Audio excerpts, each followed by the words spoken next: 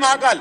मैं आपसे सहमत हूँ। मेरा इतना कहना है कि विज्ञान कांग्रेस अपने यहाँ वैज्ञानिकों की विज्ञान कांग्रेस है और हमारी सरकार इस दिशा में रामलीला रुकना भारतीय विज्ञान कांग्रेस के माध्यम से अंतर्राष्ट्रीय कांग्रेस करा करके स्टैंडर्ड टाइम कहां से तय होना चाहिए, इस दिशा में भी काम अपनी सरकार साइंस टेक्नोलॉजी विभाग के माध्यम से कर रही है और अगर वो तय करेगी तो निश्चित रूप से इसमें बदलाव आएगा।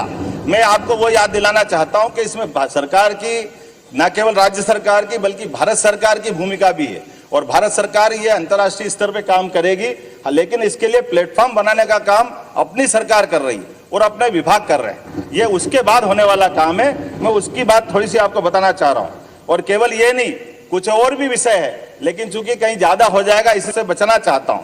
आप अंदाज लगा लो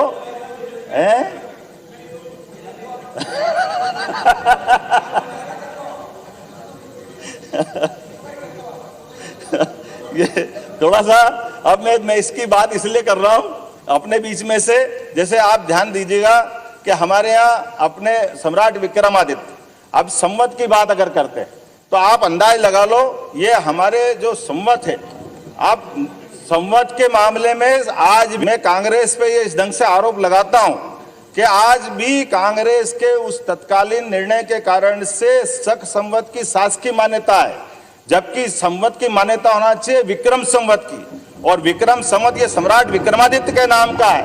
हमारा ये गौरवशाली पक्ष है, लेकिन केवल आपको वो बताएं। माननीय मुख्यमंत्री जी, 2 संवत नेता यदि बोलेंगे अध्यक्ष महोदय आसानी से ये व्यवस्था होनी चाहिए, नेता ताकि ठीक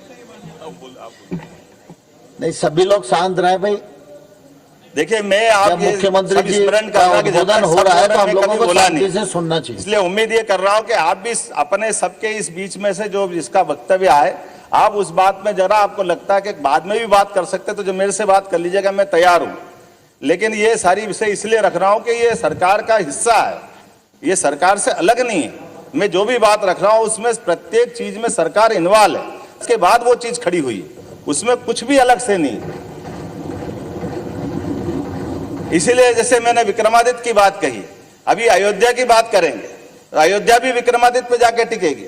आप अयोध्या और विक्रमादित्य का अंतर नहीं है, आप इसका रिकॉर्ड देखिए। पिछली बार हमारे उत्तर प्रदेश के माननीय मुख्यमंत्री साथ में आए थे उज्जैन में, महंत योगी आदित्यनाथ जी, उन्होंने इस बात को कोट किया कि आपका उज्जैन से ही विक्रमादित्य ने अयोध्या का जो मंदिर तोड़ा गया बाबर के साथ, बाबर द्वारा, वो 2000 साल पहले विक्रमादित्य ने उज्जैन से जाकर के बनाया था। ये 84 काले कसौटी का खंबे का मंदिर विक्रमादित्य काल का था, उसको कोर्ट ने प्रमाणित किया है। मेरे तुम्हारे ऐसे नहीं हुआ, आर्कियोलॉजी ने डिसाइड किया पुराना है।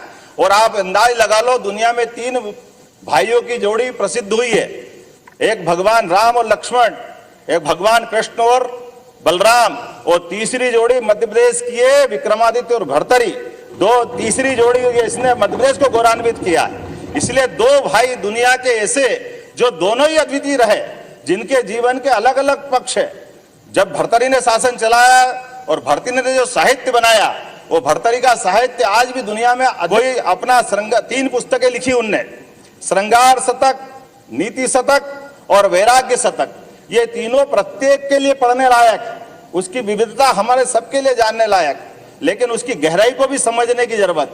विक्रमादित्य शोधपीठ के माध्यम से, विक्रमादित्य फेलोशिप देते हुए हम रिसर्च सेंटर के माध्यम से विक्रमादित्य का विराट व्यक्तित्व तो दुनिया के सामने आना चाहिए। एक ऐसा व्यक्ति जो न्यायप्रिय, जो विक्रमादित्य के कितने पक्ष है विक्रमादित्य, और आप अंदाज लगा लो उस विक्रमादित्य की बात को ले जाने के लिए हमारे पाठ्यक्रम से विक्रमादित्य का हिस्सा गायब कर दिया।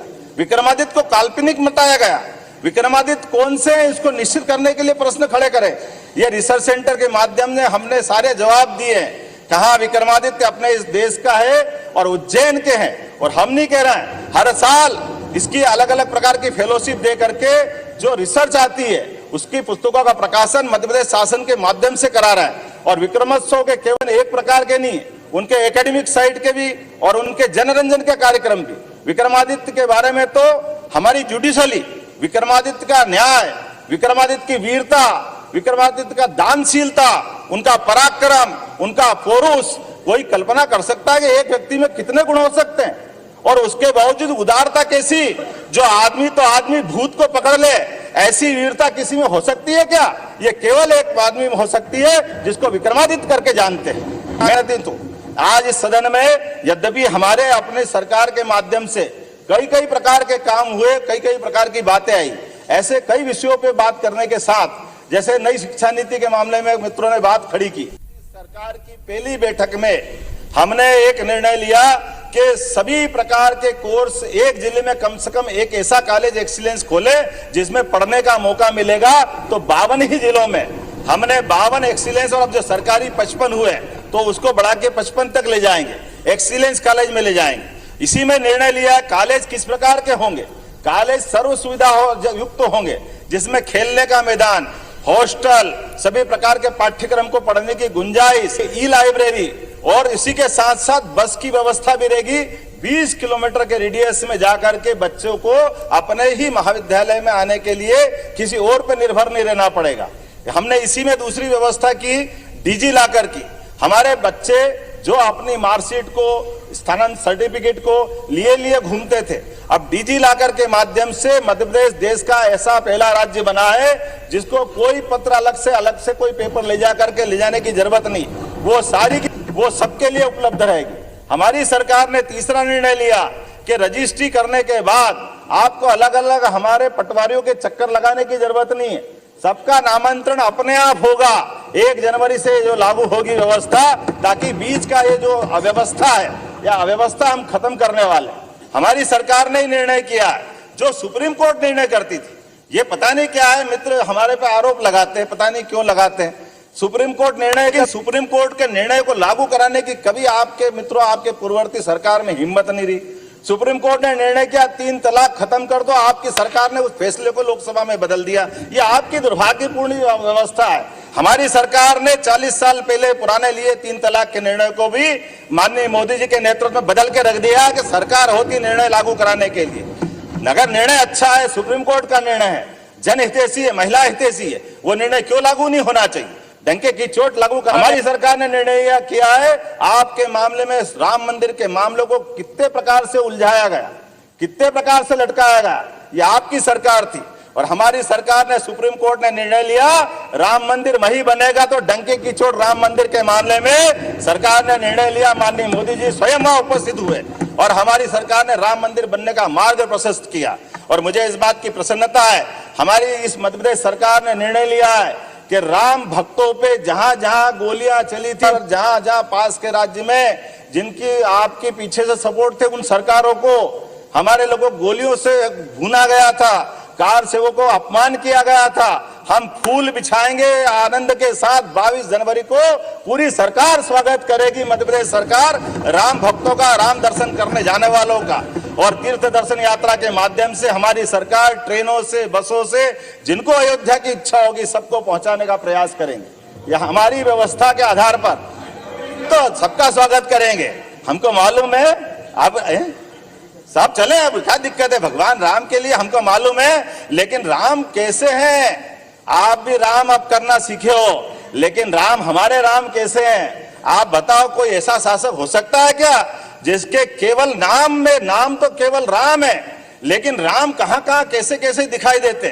राम हमारे दिखाई देते, हम राम राम तो हमको लगता अभिवादन कर रहे हैं। अपना जय सिया राम, आराम सोने भी जाए तो राम के पास, विश्राम तो राम। और आप राम नाम सत्य करने वाले कोर्ट में सर्टिफिकेट देते थे कि राम का अस्तित्व कहाँ है, राम जी कहाँ है। कपिल सिब्बल का आज भी एफिडेविट इस बात के लिए लज्जित करता है कि आपने प्रभु श्री राम पे प्रश्न उठाए थे, आज आप उनकी बात करते कि हाँ हमारे भी राम है। अरे तुम्हारे राम तो होते तो तुम ये सर्टिफिकेट क्यों देते, ये मामले क्यों उलझाते, राम मंदिर के मार्ग में क्यों बाधाएं खड़ी करते। ये बड़े दुर्भाग्य का विषय है। और आप भी समझ जाओ, कोई बात नहीं, राम की बात पूरी हो गई, आ जाओ कृष्ण भगवान की, कृष्ण कन्हैया लाल की जय। मथुरा में आओ मथुरा में कौन मना कर रहा है, बोलो भगवान कृष्ण की जय जयकार करो। ये हमारी सरकार है मध्य प्रदेश के अंदर। भगवान कृष्ण के जहां जहां पांव पड़े, जहां जहां लीला रची है, चाहे अपना उज्जैन जहां उनने 64 कला 14 विद्या सीखी, या आपका धार का पास का अमझेरा जहां रुक्मी के साथ उनका युद्ध हुआ, या जाना पाओ इंदौर पहाड़ी जहां परशुराम जी भगवान को सुदर्शन चक्र देते हैं, वो सारे स्थान तीर्थ के रूप में डेवलप करेंगे। ये हमारी सरकार का निर्णय है। हम इन सारे निर्णयों के लिए सरकार में आए हैं, हम ये कोशिश कर रहे हैं। माननीय अध्यक्ष महोदय, राज्यपाल का अभिभाषण और मुख्यमंत्री जी बोल रहे हैं, क्या है अभिभाषण? इसमें है अभिभाषण में कहा है? मुद्दों पे बात ही नहीं हो रही है, अभिभाषण में बात ही नहीं हो रही है। मुख्यमंत्री जी को पूरी बात रखने दो। राम तो गांव के हर वर्ग से।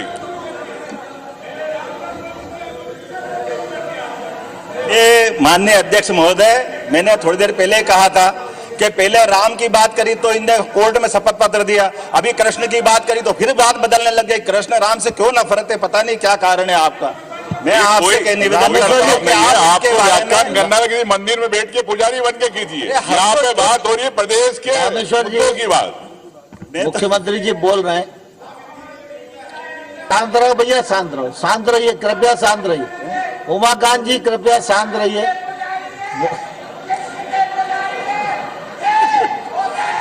उमाकांत जी शांत रहे, कृपया शांत।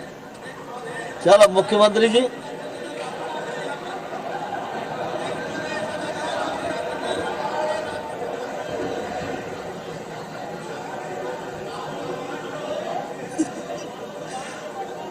अरे आपके कष्ट तो है, मैं बताना चाहता हूं। अरे हमने तो कहा सब कपिल सिब्बल किसके थे? कपिल सिब्बल किसके थे?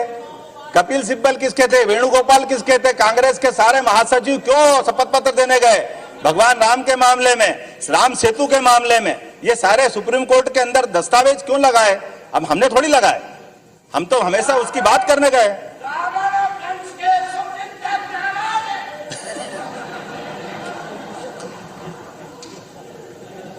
अभी अब थोड़ा पंडित जी थोड़ा चुप रहना। अभी थोड़ी सी बात अपने काम की भी करें, जिस तरह से आगे अपन ने निर्णय किया है। मैं इस 2-3 बातों को और बताकर अपने विषय पे अभी आऊंगा, क्योंकि जो विषय आपके सामने इसलिए बताया कि ये आपके मेरे पक्ष विपक्ष के नहीं है, तथ्यात्मक बात है जिसमें सरकार का योगदान है, जिसके माध्यम से हम आगे बढ़ रहे हैं।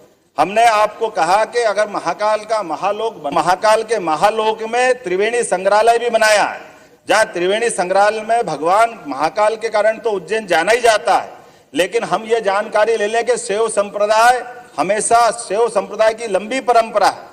फिर हमारी दूसरी परंपरा शाक्त देवी परंपरा। तो हमारे जो 51 शक्तिपीठ है उसमें से माता हरसिद्धि का भी एक स्थान है। उसी प्रकार से भगवान कृष्ण की वैष्णव परंपरा भी है, तो कृष्णायन भी बनाया। ये सब शासन के माध्यम से बनी हुई चीजें से नहीं बनाया। और उनके जीवन काल से लेकर उनकी विविधता वाले सारे साहित्य, सारी वनस्पति, सारा आर्कियोलॉजी से संबंधित विषय, सारे संग्रहालय, उनको जोड़ करके हमारी सनातन संस्कृति को केवल हिंदू मुसलमान नहीं, विदेश से भी कोई आकर के हमारी संस्कृति को देखना समझना चाहे तो ये उनके लिए भी अवसर उपलब्ध कराने की बात है। हमारे लिए तो सौभाग्य की बात है। हमारे लिए आज वर्तमान के दौर में दुनिया में मोदी जी के नेतृत्व में जिस प्रकार से मोदी जी ने भारत का मान बढ़ाया, सम्मान बढ़ाया, को जानना चाहती है दुनिया, सनातन संस्कृति को जानना चाहती है दुनिया। हमारे बीच में वो सारे चीज ढूंढना चाहती है जो सर्वे भवन्तु सुखिना, सर्वे सन्तु निरामया, सर्वे भद्राणि पश्यन्तु मां कश्चित् दुर्भाग भवेत्। हमारी सारी संस्कृति को लोग देखना समझना चाहते, हमारी अच्छाइयों को जानना चाहते। उन विषयों को हम अपने साथ लेकर के हम उनको पाठ्यक्रम का भी हिस्सा बनाना चाहते। मैं आज अपने बीच में से 2-4 बातें और कहूंगा। यद्यपि मैंने माननीय अध्यक्ष जी से कहा था कि 3 बजे के जाना है, लेकिन आज 4 बज गया है। मैं लंबा तो भाषण इतना है कि अभी अपन बात करेंगे तो ज्यादा हो जाएगी, लेकिन फिर भी अब इसको समापन की तरफ लाते हैं। आपने सड़कों की बात कही, आप अंदाज लगा लो। मेरे मित्र ने अभी हाल किसने रखा था, उनने कहा था कि वित्तीय वर्ष में प्रदेश सरकार ने का जो केंद्रांश है। माननीय अध्यक्ष जी, माननीय मुख्यमंत्री जी, मेरा निवेदन।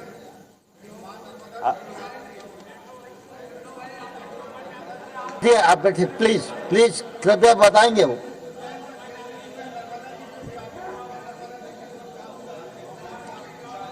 वो अभी छिपरा जी के नजदीक है, नर्मदा जी के पर। नर्मदा जी के मामले में तो कौन जान सकता कांग्रेस से ज्यादा।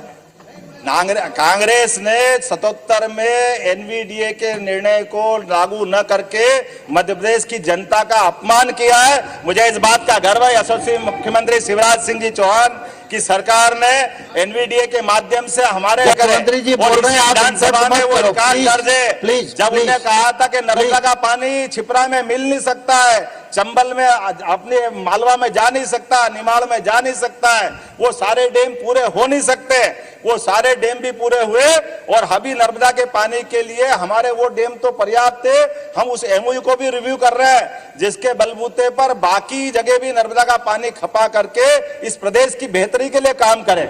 ये हमारे वो सारे निर्णय ले रहे हैं जिससे पूरा प्रदेश लाभान्वित हो।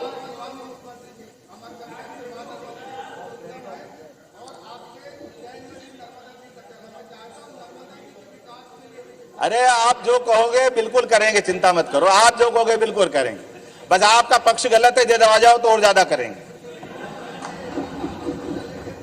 मैं माननीय बाला बच्चन जी ने एक विषय उठाया, आपने कहा पहले केंद्र सरकार 75% राशि देती थी, अब 60% हो गई। आपकी जानकारी के लिए बता दूं, पहले वास्तविक स्थिति 75% को घटाकर के 60% इसलिए किया गया कि केंद्रीय राज्य में राज्य का हिस्सा केवल 32% था, जबकि अब ये बढ़कर के 42% हो गया। ये केंद्र सरकार ने हमारा राज्यांश बढ़ाया, कम नहीं किया। इसी प्रकार से कई और मद हैं जिन मदों को मैं उल्लेख करूंगा तो लंबा हो जाएगा, लेकिन प्रत्येक मद में भारत सरकार में यशस्वी मोदी जी ने अपने 3 गुना 4 गुना किया।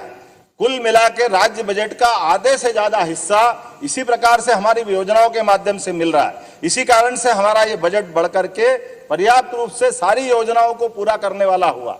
कुछ विषय अपने बीच में आए, कोई योजना पूरी नहीं होगी, बंद हो जाएगी, ये अनावश्यक डर है। माननीय अध्यक्ष महोदय, कोई लाडली लक्ष्मी योजना से लगा करके सारी योजनाएं, कोई योजना बंद नहीं होगी, सारी योजनाओं के लिए पर्याप्त धनराशि हमने रखी है। इसी प्रकार से बात है, गैस कनेक्शन की राशि भी सभी को बराबर मिलेगी, किसी की कोई राशि नहीं कटेगी। अगर इन्होंने बोला योजना बंद नहीं होगी, लाडली बहना पे कानूनी बनवा देना।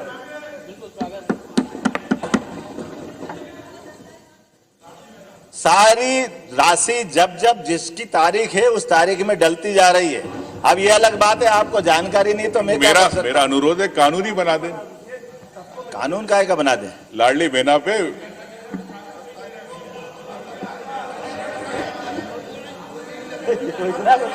खाद्य सुरक्षा अधिनियम बन सकता है, इसको भी एक बना दे। अरे एक मिनट,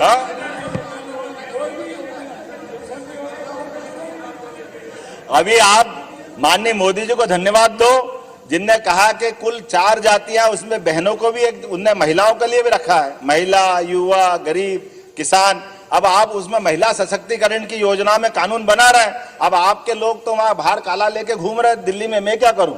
आप के भैया उनके लिए हम सब तैयार है, अगर आप यूनानिमस तैयार हो तो मैं आपके साथ खड़ा हूं। बहनों के लिए जो बेहतर हो सकता है, यशस्वी प्रधानमंत्री नरेंद्र मोदी जी के नेतृत्व में भारत की सारी राज्य सरकार इस दिशा में आगे बढ़ रही है। अब ये अपनी चर्चा बाद में कर लेंगे, थोड़ा और भी मौका मिलेगा।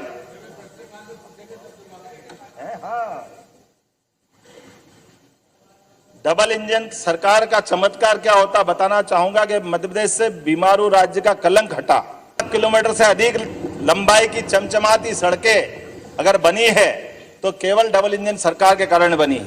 47 लाख हेक्टेयर में सिंचाई की सुविधा अगर बढ़ी है तो केवल डबल इंजन सरकार माननीय मोदी जी के कारण से बढ़ी है। हमारी विकास दर आज 16% से ज्यादा हो गई है तो केवल मोदी जी की सरकार के कारण से हुई है, हमारा सौभाग्य है। प्रति व्यक्ति 1,40,000 से अधिक अगर हुई है तो उसमें एकमात्र कारण माननीय मोदी जी का। और एक और बात,